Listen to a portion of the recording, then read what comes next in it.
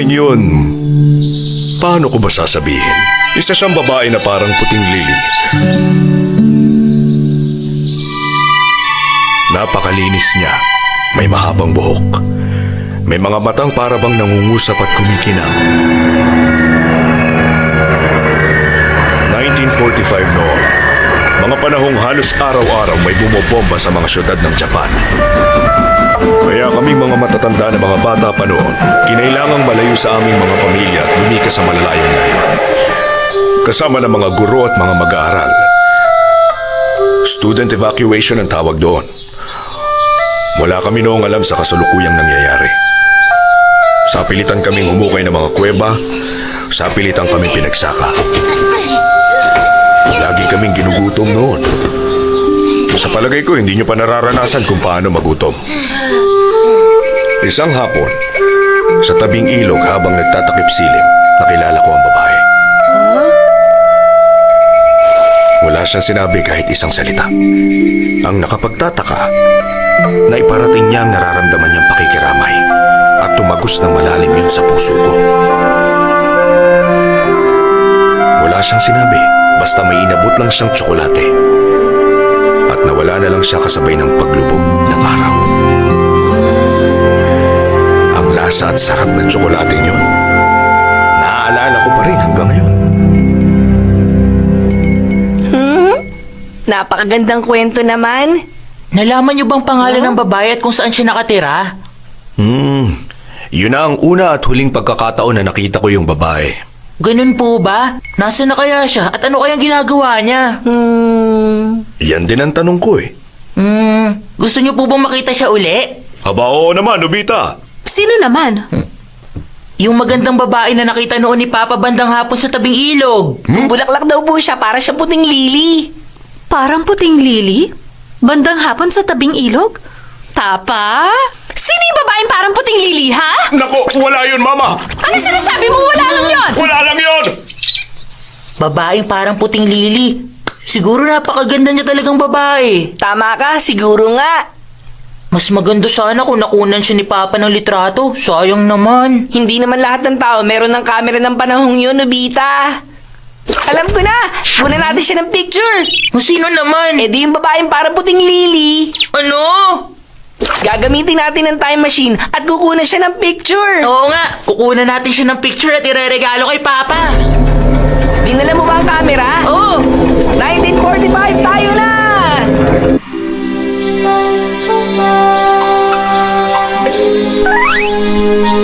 Wow, ang tahimik naman dito. Tingnan mo, mukhang nasa templo ang lahat kasama si Papa.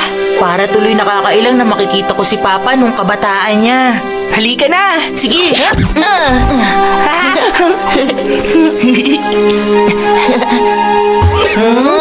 Tao po! Wala namang tao dito eh. Nasa sakal silang lahat ngayon. Ganun po ba? Saan po yun? Doon sa malawak na lupa, malapit lang dito sa templo. Banda dito. Sige, sundan niyo ako. Hindi na sila nakakapag-aral. Kahit mga bata, pero saan pinagtatanim na makakain. Ano bang nangyayari sa bansang to? Mahabagin langit, mahabagin langit. Diretsuhin niyo lang ang daan na ito. At makikita niyo ang pinagsasakahan nila.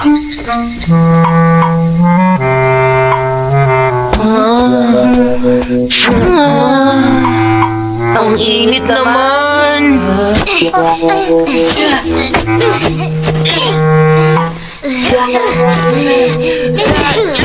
Anong ginagawa mo, Nobby? Tatamad-tamad ka na naman. Pag-uukay na ba tawag dyan sa ginagawa mo? Pwede mo lagyan mo naman ng lakas ang pag-uukay? Kamukhang kamukha mo siya, Nobita. Yan pala si Papa noon. Pero teacher, pinapaltos na po mga kamay ko at nagugutom na. Ano naman ngayon kung may paltos ka? Isipin mo nga ang hirap ng mga sundalo ngayon sa labanan. Napakalupit naman niya. Ganun na lang siya kung manakit. Kayong lahat, pahinga tayo ng 30 minuto. Salamat naman! Salamat! Ay, buti na lang. Hoy, Nobisuke, hindi ka ba magpapahinga? Oo. Hindi ka magpapahinga hanggat di mo natatapos hukayin ang party mo, maliwanag? Pero teacher!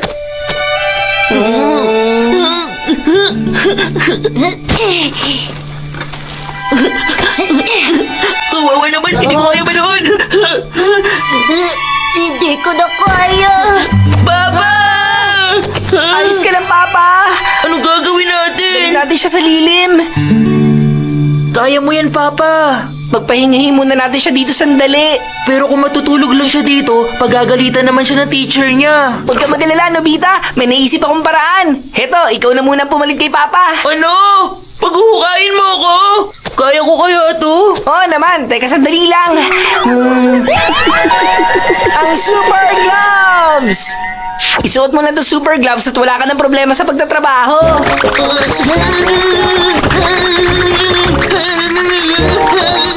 Ang galing, di ba? Matatapos mo nang hukayin ng buong sakahan. Oo nga pala, nasa na kaya yung babae na parang puting lili? Siguro nasa tabi siya ng ilog ngayon. Tama ka. Huh? Teka, yun na si teacher. Nobita, huwag kang pahalata, ha? Teacher, ako lang ang gumawa nito. Hindi po ba ang galing? Ah! Aray ko! Bakit ang haba ng buhok mo? Parang pambabae! Ahitin mo ang buhok mo! Ahitin mo! Naman, lagot na. Isip. Alam ko na.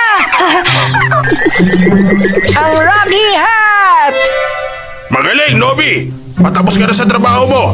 Ang determinasyon mo nung una ay talaga nakakadismaya. Ayoko. Pero bumawi ka at ipakita mong magaling ka. Tulungan kita ibalik ang buhok mo. Ganun pa man, sa itsura ng buhok mo ngayon, hindi ko nakikita ang pagsunod mo. Hindi ako papayag na maging ganyan ang... paano mo naahit ang buhok mo?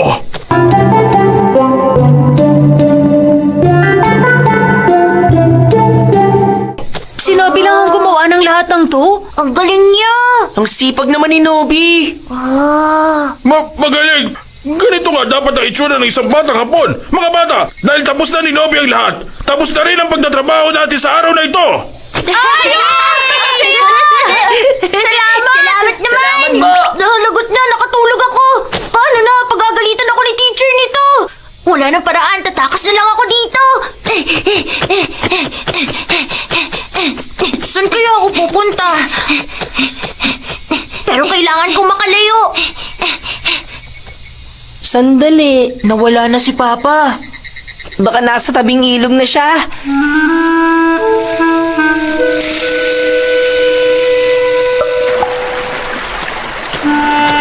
Wala rito si Papa, pati yung babaeng parang puting lili. Hintayin na lang natin silang dalawa rito. Pwede bang pag-isipan natin kung anong gagawin natin sa kalbo kong ulo? Ayan lang ba? Maghintay ka ng 30 minuto. Ngayon, hihintayin na lang nating dumating yung babaeng parang puting lili, tama? Oo.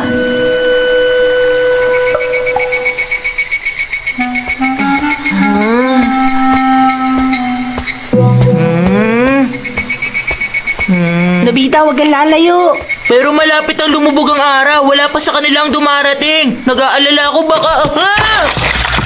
tulong, Doraemon!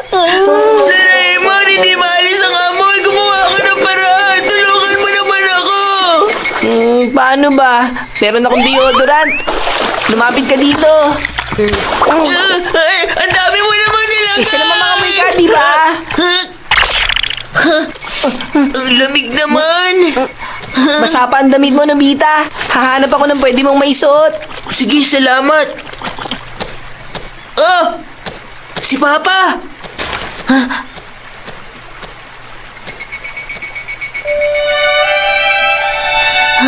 Kapag bumalik ako sa templo, pagagalitan lang ako.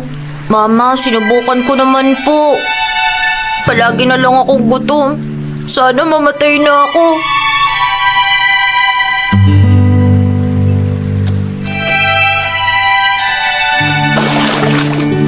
Teka, sandali lang! Kailangan may gawin ako! Doraemon! Huh? Eto na, Nobita. Nanghiram na ako ng damit sa kalapit na bahay. Nobita, ano nangyari sa buhok mo? Mukhang sumobra sa bisa yung nilagay mong gamot! Hach! Ayos ka lang ba? Heto, isuot mo muna tong damit. Sige, Bilisan mo ha, baka dumating na yung babae. bakit naman ganito ang damit na to? Huwag ka na nga mapili dyan. May maputing balat, may mahabang buhok, at may bilugan ng mga mata. Huwag mo sabihin na ang babae parang puting lili ay! Meron ka ba chocolate dyan? Oo naman. naman, no? Meron ako dito. Oh, ito.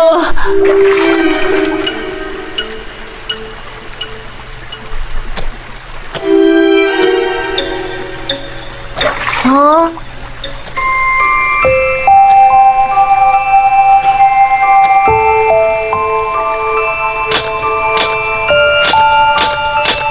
Ito pala ang nangyari noon kay Papa.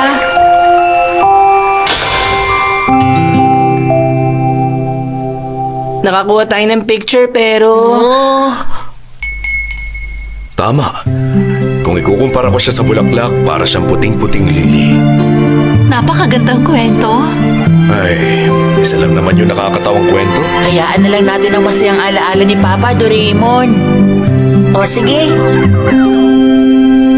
Ang saya sigurong alalahanin yan. Oo, tama ka.